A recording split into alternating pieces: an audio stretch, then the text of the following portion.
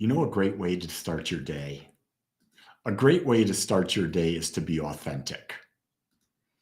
And here's what I'm going to tell you. When you decide to start your day, live every day authentically, you're going to tick people off.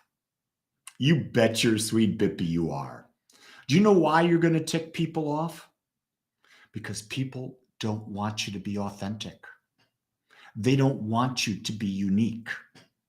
They want you to fit in to how they want you in their life.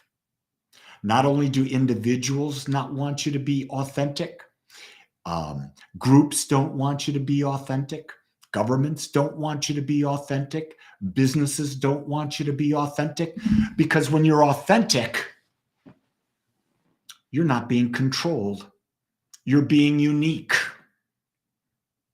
And you were born unique. So to be authentic is the greatest gift you can give yourself. The question is, have you forgotten what it's like to be you? Most people, I think, have. They're walking around as shells of themselves. They've got this outer shell that looks different than anyone else, but inside they're trying to emulate what everyone else wants them to do. They're trying to fit in. And man, that's not what it's about. Do you get joy fitting in? I don't. Absolutely don't get joy fitting in. People tell me, well, you're weird, you're different. Why are you so different? Why do you do things so differently? I'll tell you why. Because I choose to. Because it makes me feel good.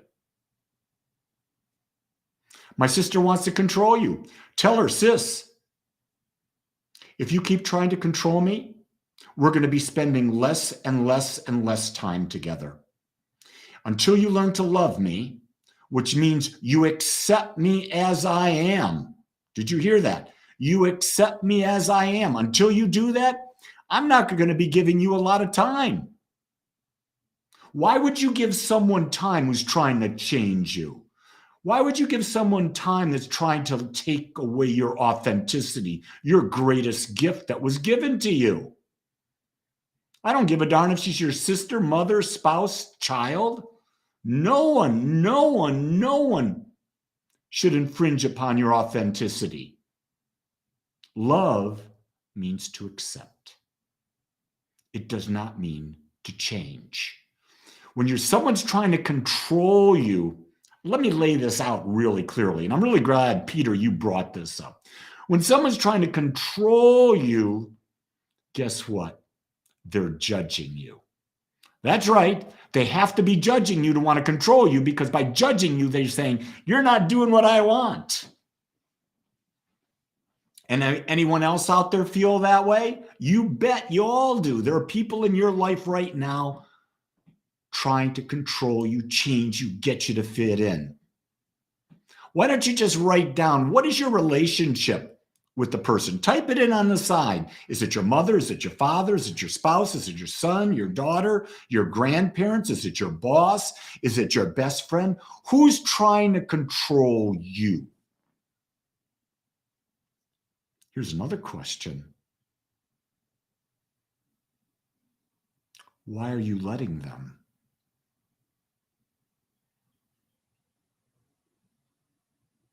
Why are you letting anyone control you? There better be a lot of payback. Well, Josh, yeah, you got toddlers, you got babies. They're not controlling you, Josh. You chose to have them. And so when you had a little baby, you turned your power over to them. Here's something, though. When Jean and I had babies, toddlers, from the time our children were 6 weeks old, we got a babysitter in every Saturday night to give us time away. Because if you don't take time away from your kiddos, you will lose yourself in a role, the role of being a parent. You'll lose your identity. You'll also lose your relationship with your spouse. Because your spouse and your relationship is based on the relationship between the two of you. You've then chosen to raise kids, and you've got to get away from that. So when you're on a date, there's a rule. You can't talk about the kids. Yeah, we had that rule. That's why I think that's one of the reasons we're doing so good. I think that's one of the reasons we're doing so good. We've always kept the focus on our relationship. Not being a father, not being a mother. Yeah, I know you're a housemate. Babysitter, love it.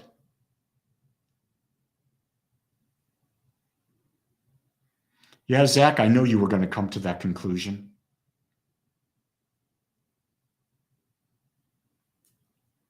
It's interesting. We all come to our conclusions in our own way, through our own means, through our own situations, through the events that happen to us.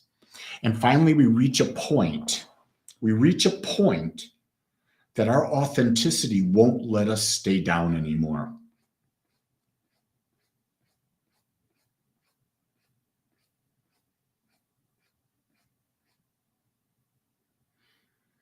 Yeah, McBride's out there being real general. I've decided I won't be controlled any longer. It caused some big waves.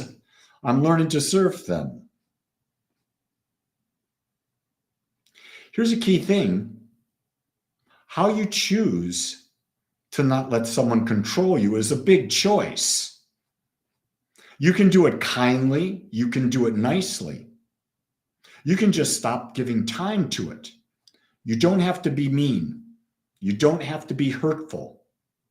You just move on with your life. That's one of the things that I've learned. You can be kind doing anything. People move in and out of your life all the time. If you allow people that are holding you down to stay in your life, you will be held down. It's like saying, I'm a hot air balloon and I've got these 5 people around me and they're big ass sandbags. And because of those sandbags, I can't fly. Well, guess what? You were meant to fly. But here's the key. Only you can cut the rope and release the sandbag so your hot air balloon can go up in the sky. Yeah, your hot air balloon can go up in the sky. Wendy in the city is out there. Wendy, I am grateful that you popped in and joined us for meditation today. Thank you. It was wonderful to see you out there. Yeah, you just stopped giving him your time, Peter.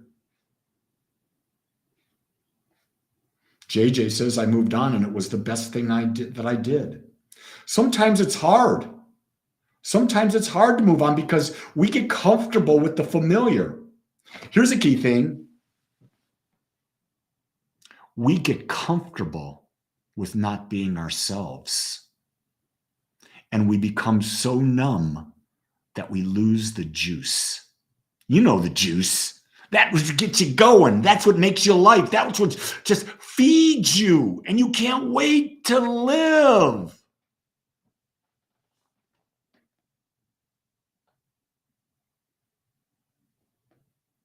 Here's what I am. I'm the most unique new thought minister in the absolute world.